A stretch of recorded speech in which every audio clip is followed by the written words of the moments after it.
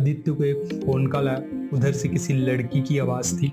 वो कह रही थी, help me, please help me. इतना कहते ही फोन कट गया। वहां रूहान भी आया हुआ था। दोनों ने उस लड़की का लोकेशन निकाला जो शेषाचलम बता रहा था। अगले ही दिन दोनों शेषाचलम के लिए रवाना हो गए। जब वे शेषाचलम की घाटियों में पहुंचे तो वहां आज वीकली हाट लगा हुआ था। रूहान गाड़ी से उतरकर पता पूछने एक दुकान पर गया तो वहां दूर पेड़ों के झुरमुट में से एक लड़की उसे घूर रही थी। उसे भी कुछ आहट हुआ तो उसने उस ओर देखा, लेकिन वो लड़की पेड़ों के पीछे चली गई। रूहान ये अपना भ्रम समझकर दूसरी दुकान पर पता पूछने गया। लड़की पेड़ों के पीछे से छुपकर उसे वापस देखने लगी।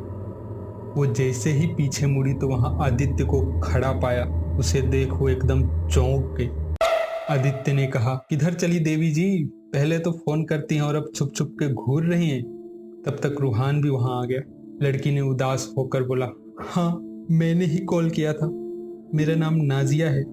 मेरे भाई अयान के ऊपर किसी आत्मा का साया है, लेकिन मुझे इन सब चीजों पर यकीन नहीं। मैंने नेट पर आपके द्वारा लिखे मल्टीपल पर्सनालिटी डिसऑर्डर पर आर्टिकल्स पढ़ रखे हैं। बहुत मुश्किल से आपका नंबर मिला। प्लीज मेरे भाई को बचा लीजिए। वो हाथ जोड़कर रोने लगी। आदित्य ने कहा, अरे अरे बेटा, ऐसे रोते नहीं पागल, सब ठीक हो जाएगा। चलो अपने घर ले चलो हम। तीनों जब हवेली पहुंचे तो उन्हें देख दादी जी भड़क उठी, लेकिन नाजिया के पापा रशीद के विनती करने पर दादी जी ने उन्हें बस एक हफ्ते हवेली में रहने की परमिशन दी। तभी वहां घर का नौकर जमाल भागते हुए आया। उसने हांफते हुए कहा, मालकिन वो अयान बाबा।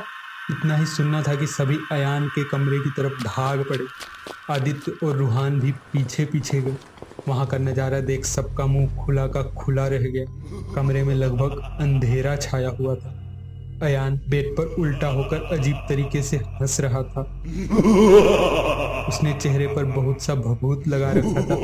आदित्य और रूहान को देखो जीभ निकालकर और जोर जोर से हंसने लगा।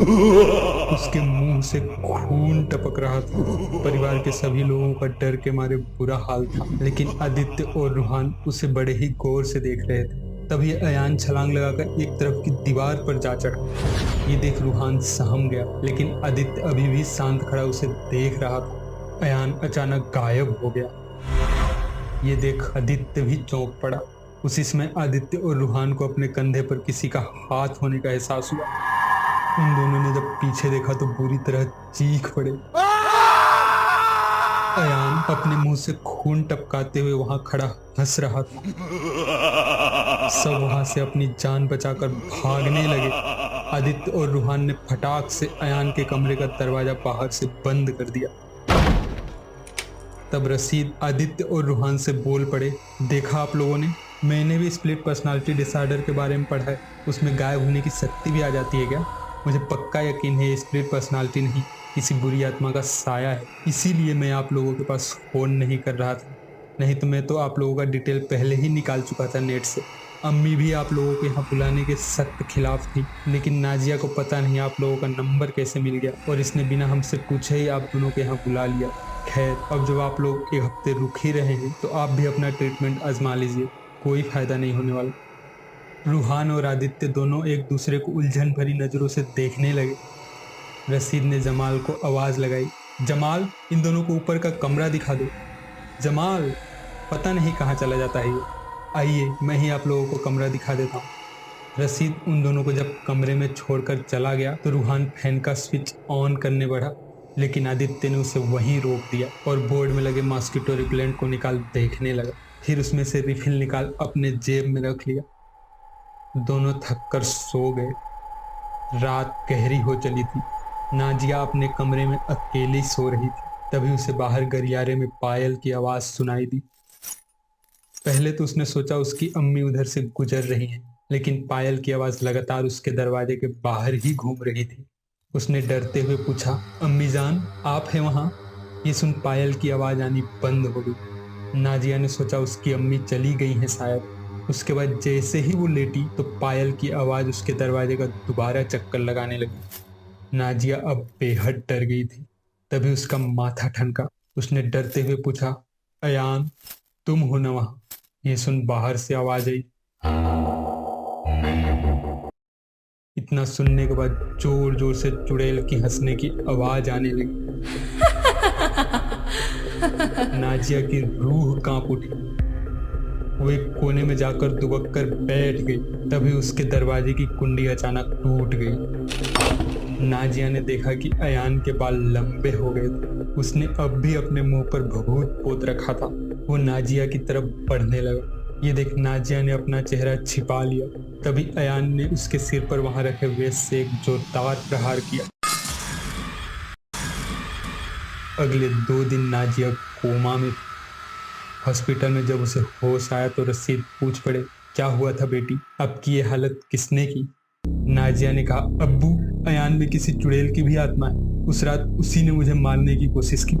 उसके बाद उसने उस रात की सारी कहानी सुना दी। नाजिया ने आदित्य और रूहान से कहा, मैं अब जान चुकी हूँ कि ये कोई स्प्लिट पर्सनालिटी डिसऑर्डर नहीं है।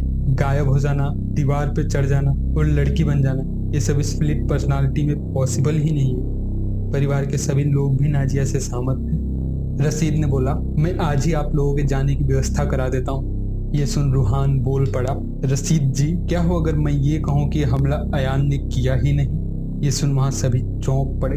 दादी ने कहा, रूहान ने कहा, नाजिया पे हमला अयान ने नहीं, आपके नौकर जमाल ने किया है। ये सुन वहां खड़े सभी के पैरों तले जमीन खिसक गई। उसने आगे कहा, जमाल की हाइट और बॉडी अयान से मेल खाती है। इसी बात का वो फायदा उठाने लगा। वही चेहरे पे भभूत पोत कर अयान के कपड़े पहन भूत बाधा की एक्टिंग करता है।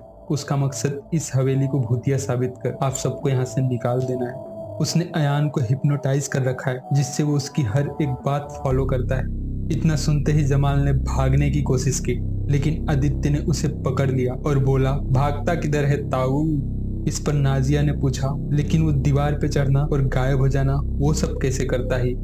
रूहान ने कहा, जमाल पहले सर्कस में जादूगर और जिम्नास्ट था। जिस दिन अयान दीवार पे चढ़ा तो मेरा ध्यान उसके हाथों की तरफ गया। उसने हाथों पे पाउडर लगा रखा था, जिससे दीवार पे ग्रिप बन सके, जो अक्सर सर्कस के जिम्नास्ट करते हैं। और रही बात गायब होने की, तो इसने अयान के पूरे कमरे को ही जादू के सेट में तब्दील कर दिया है। वहाँ हम जो कुछ भी देखते हैं वो बस दिमाग का भ्रम होता है और कुछ नहीं।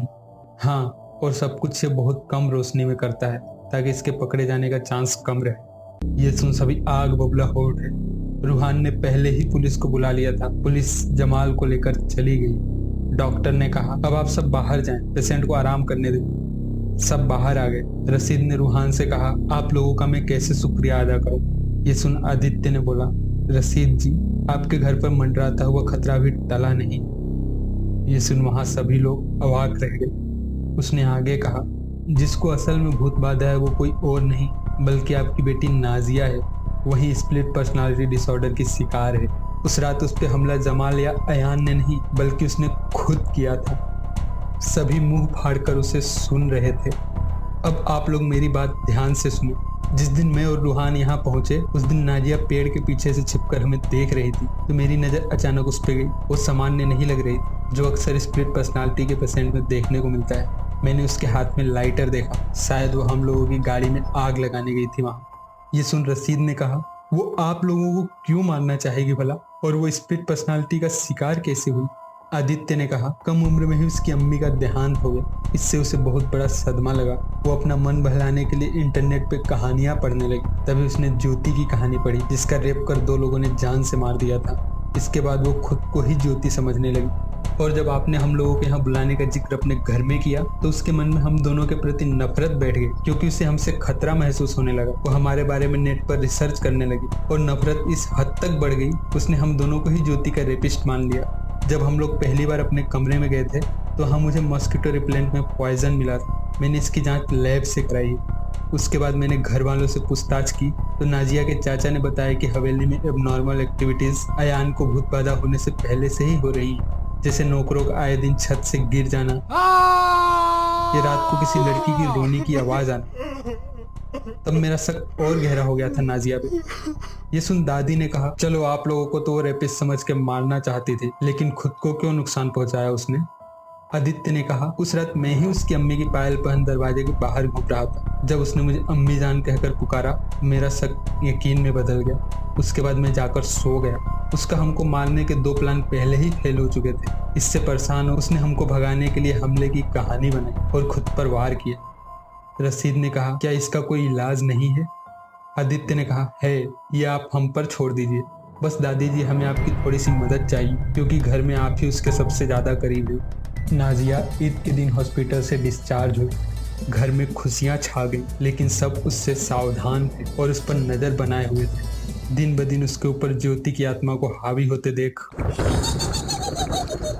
आदित्य और रूहान उसकी अम्मी का पायल पहन उसके सामने आ गई, जिससे ज्योति की आत्मा खुलकर सामने आ गई।